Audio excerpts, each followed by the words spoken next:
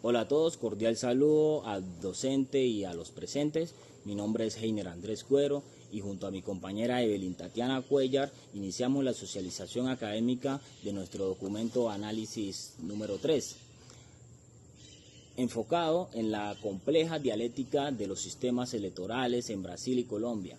Como estudiantes del programa de Relaciones Internacionales y Estudios Políticos de la Universidad Militar Nueva Granada en la modalidad de educación a distancia, FAEDIS, entendemos que para abordar esta comparación analítica no podemos limitarnos a una descripción formal, estática o meramente aritmética de los votos.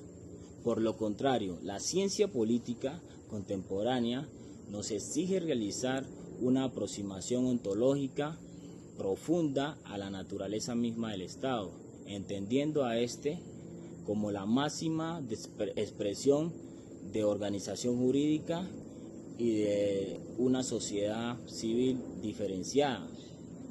El Estado, si examinamos rigurosamente desde la perspectiva del realismo estructural de Kenneth Walt, no constituye un actor monolítico invariable, ni una simple delimitación geográfica pasiva en la cartografía global.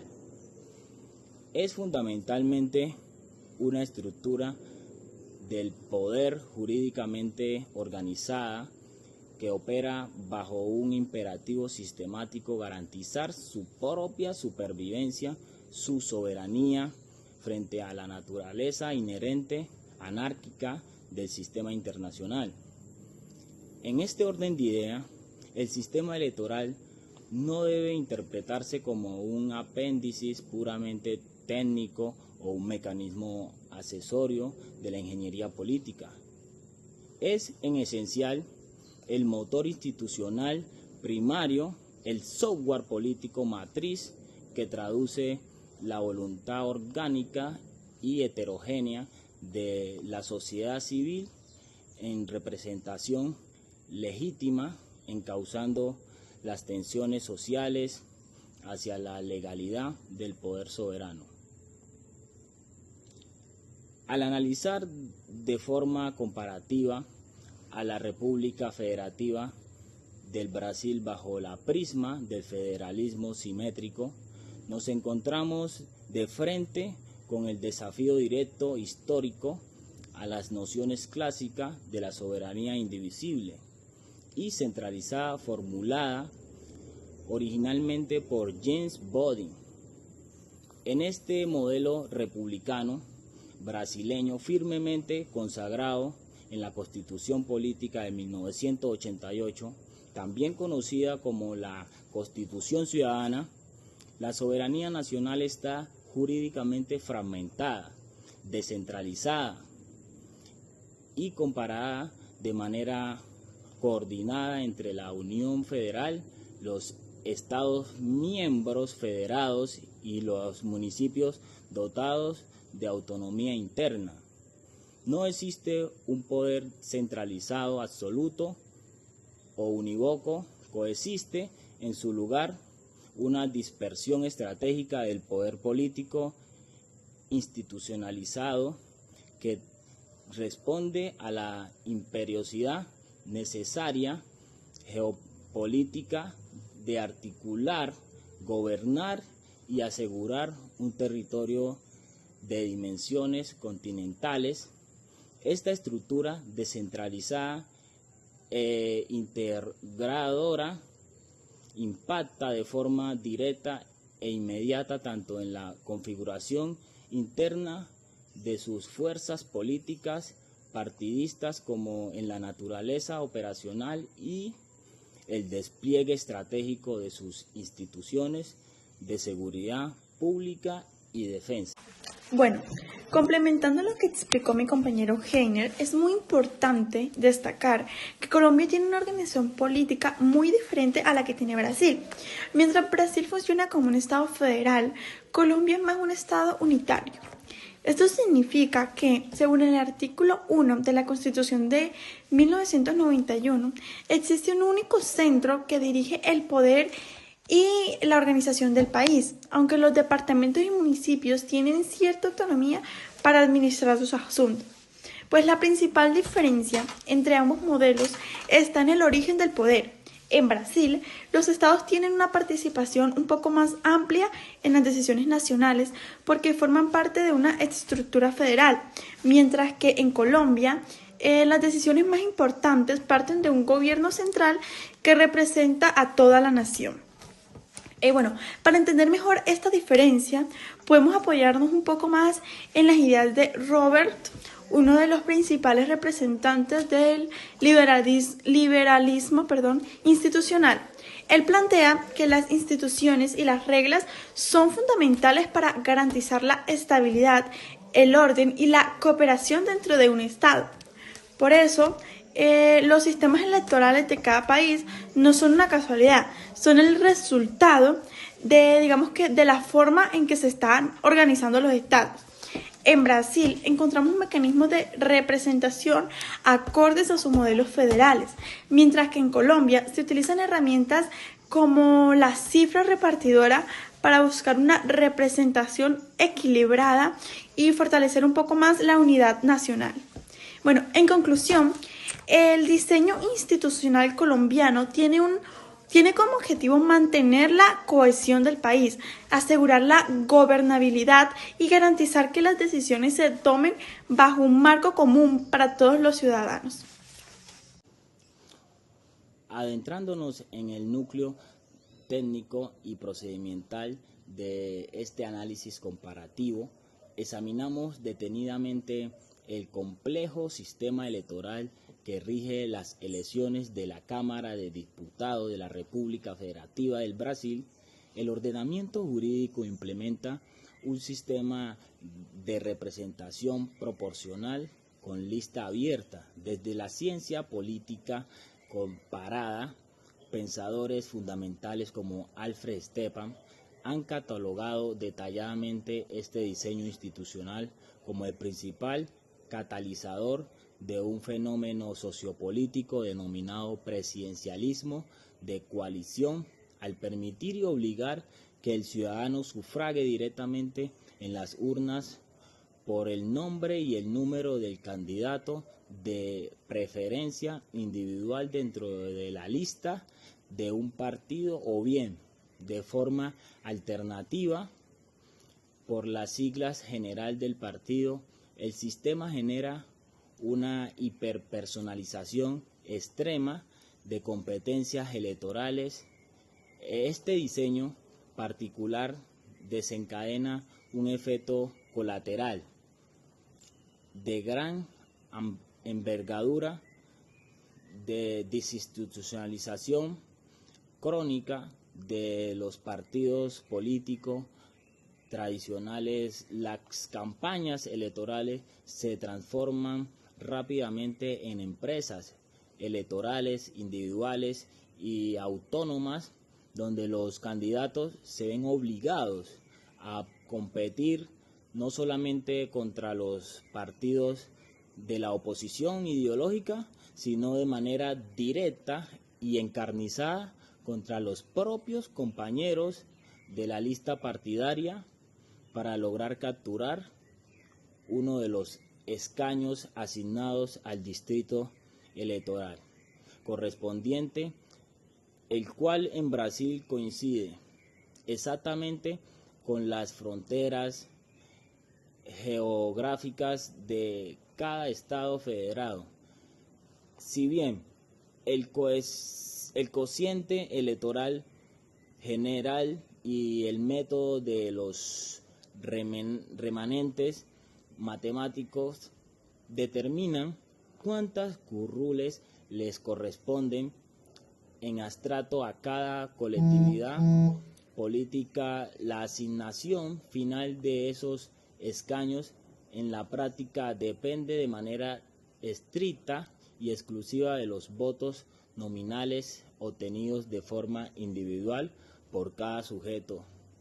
Este diseño técnico electoral produce dos efectos geoestratégicos y de gobernabilidad totalmente contrapuesto. Por parte funciona activamente como una válvula de escape democrática y de inclusión que otorga una voz directa, potente y una altísima carga identitaria de las minorías políticas, los intereses regionales y la oligarquía locales, tradicionales, sirviendo como una salvaguarda institucional efectiva frente a cualquier intento de hegemonía o autoritarismo por parte del gobierno federal central. Por otra parte, este mismo sistema genera una fragmentación legislativa crónica e hipermultiplicada en el seno del Congreso Nacional. Un presidente electo en Brasil se ve estructuralmente forzado a construir gobernabilidad negociando ministerios, presupuestos y prebendas estatales con decenas de bancadas ideológicamente difusas, fragmentadas e inestables, envergadas históricamente en el bloque informal conocido como el centrado, lo cual eleva exponencialmente los costos de la gobernabilidad democrática y la ralentiza de forma peligrosa la toma de decisiones estratégicas del Estado en escenarios de crisis. Bien, ahora hablemos de cómo funciona la cifra repartidora en Colombia. Aunque su nombre puede parecer un poco complicado, en realidad es un método matemático que se utiliza para repartir las curules o puestos en corporaciones como lo son el Congreso. Su funcionamiento es sencillo. Primero, se toman los votos obtenidos por cada partido que logró superar el umbral electoral. Luego, esa cantidad de votos se dividen entre 1, 2, 3 y 4 y así sucesivamente, pues según el número de curules que tengan. Después, todos estos resultados se organizan de mayor a menor y con base en ello se determina cuántas curules le corresponden a cada partido. Lo importante de este sistema es que favorece los partidos que logran reunir una mayor cantidad de votos y que tienen una organización un poco más sólida. En otras palabras, esto incentiva mucho más al trabajo colectivo dentro de los partidos y reduce la posibilidad de que existan muchos grupos pequeños con poca representación. Bueno, si relacionamos esto con las ideas de Hayek, uno de los principales teóricos del realismo político, podemos entender que un Estado necesita instituciones fuertes y estables para mantener el orden y gobernar de manera efectiva. Precisamente, la cifra repartidora busca esto, evitar una excesiva fragmentación del Congreso y promover la formalización de bancadas más fuertes y organizadas. De esta manera, el Congreso puede actuar de forma más coordinada y convertirse un poco más en el interlocutor más estable para el gobierno nacional.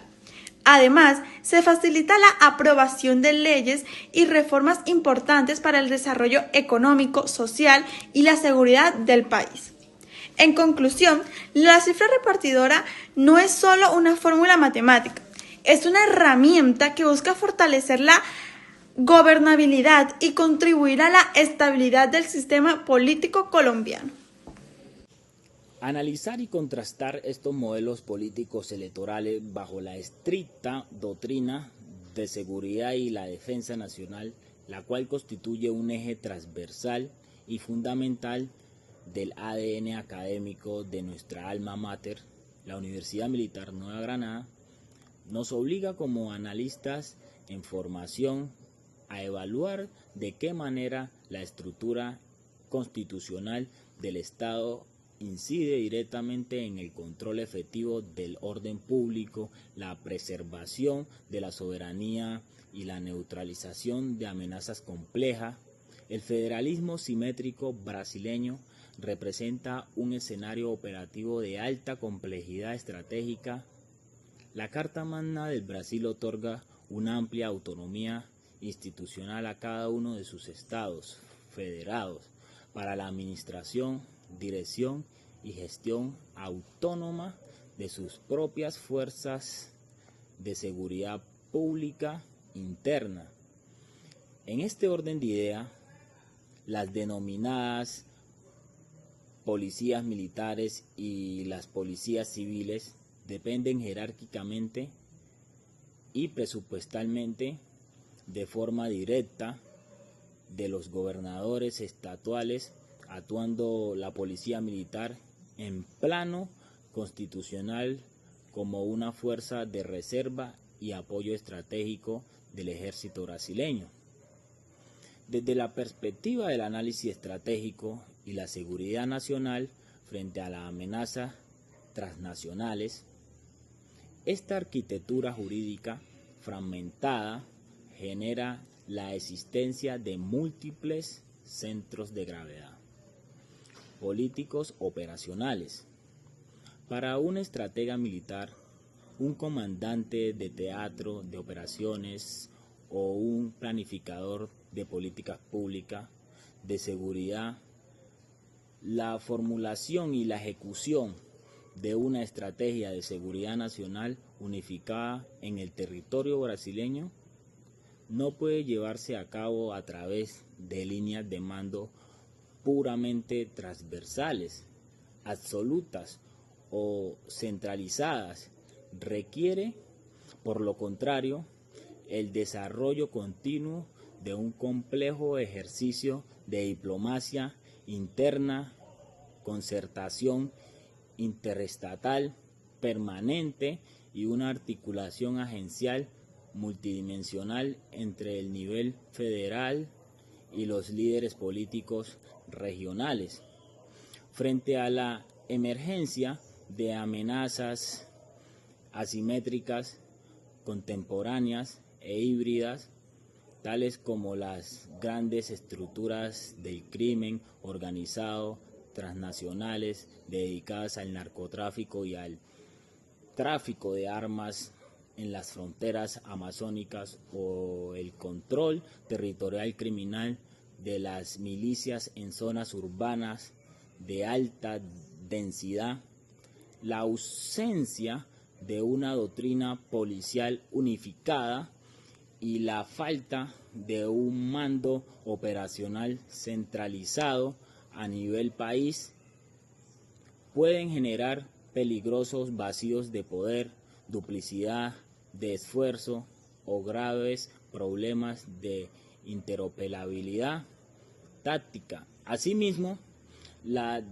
centralización de la inteligencia estratégica se convierte en un desafío de seguridad perenne debido a la lógica desconfianzas institucionales, los celos burocráticos y las frecuentes divergencias políticas e ideológicas existentes entre el Palacio de Planalto en Brasil y las distintas gobernaciones locales de la Federación Nacional.